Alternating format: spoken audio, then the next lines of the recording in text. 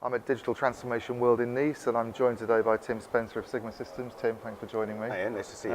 When I was walking in this morning, one of the first things I did notice was the new branding for Sigma Systems outside Next Done Now. Can you tell me a little bit about that? Yeah, we're really excited about the rebranding that we've done.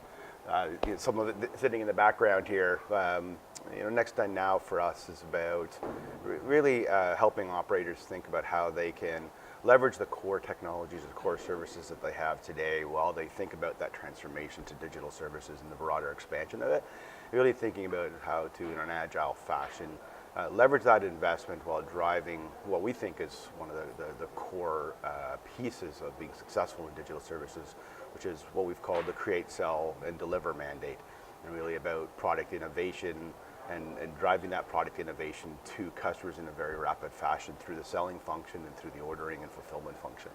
So some of the issues that we hear operators talking about are growth, agility, transformation. These are obviously critical for Sigma. How are you helping operators through that process? Yeah, we're really helping customers think about how they can drive some agility into the product creation function.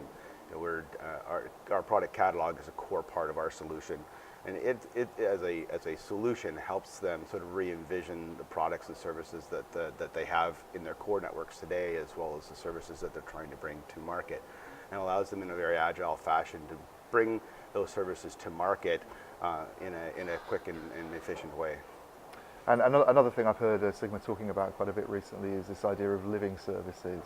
Can you tell me why that's important and what you mean by that exactly? Yeah, I mean, I think there's been a few evolutions of services over the years, and what we're starting to see is sort of that next generation of services, where it's not about one static service, one of the sort of the core services, but really an evolution of a set of services that, in a combined way, that are heavily personalized and sort of contextual to what the customer is doing, and bring sort of an end-to-end experience as opposed to just a single service that sort of has been more traditional in how operators have delivered those types of services.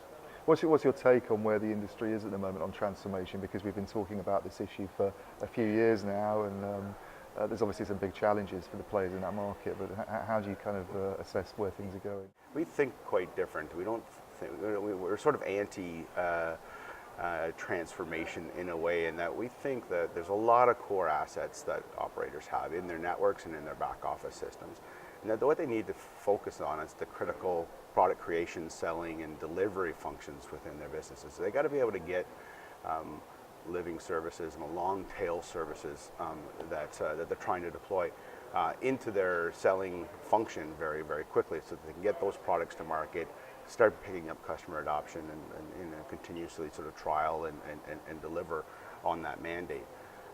And we think they can do that with a lot of the core infrastructure they have today, and really sort of refocusing their attention and transformation around the selling function. Okay, and I think one of the things we often hear talk of is the sort of legacy issue that operators have. How they transform when they have all these sort of old systems in place, and how do they get past that hurdle? What's Sigma's sort of approach to that particular challenge? Yeah, I mean, I think some of the work that TM Form is doing, for instance, around ODA, that is helping the vendor community really think about how products can interoperate in this space. And again, it's about opening up sort of a common set of services, microservices that will allow for the rapid product creation, delivery, and eventually sort of expand into the experience management side of things, and ensuring quality product is delivered. Okay, so you've had a really good year, it seems, in 2017, and you've had some sort of big news as well with a customer deal, I believe, with Telekomsel. Can you tell us a little bit more about what you're doing with them? Yeah, with Telekomsel, we're really excited. Our first customer in Indonesia. They have 190 million subscribers, mostly mobile, postpaid, and they're going through a fairly large transformation of their infrastructure, and really thinking at the core of that transformation is catalog, and how catalog will become the driver for product innovation within Telekomsel. They're getting into deep micro segmentation of their products and services, with an intent to that over time we'll be producing somewhere in the neighborhood of 10 to 20,000 new pricing promotions and schemes per month through that solution, all backed up with a rich set of data analytics that help them sort of understand how to best segment their pricing schemes for customers based on demand and personalization and sort of contextual elements of where that service is being delivered to them. Okay, and are they quite typical of the sort of customer that you're looking to work with at the moment, and the challenges they face are quite common? Yes, Yeah. I think They're they are. I mean, they're big very large market. scale. The scale is definitely a little bigger with them than what we've seen in some other markets. Yeah. But we're doing very, very similar things and really thinking about how to evolve the enterprise catalog and product lifecycle management functions to really be sort of at its core digitally native. Yeah.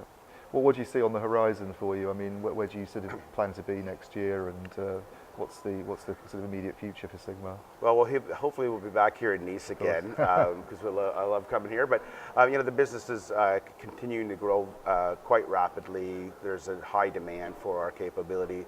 We'll enter into some new product areas in the coming year that we're excited about as well, and really just continuing to deliver on the commitments and on the mandate around helping operators deliver a set of core digital services to their customers. Okay, well, thanks very much for joining me today, Tim. Yeah, nice meeting you.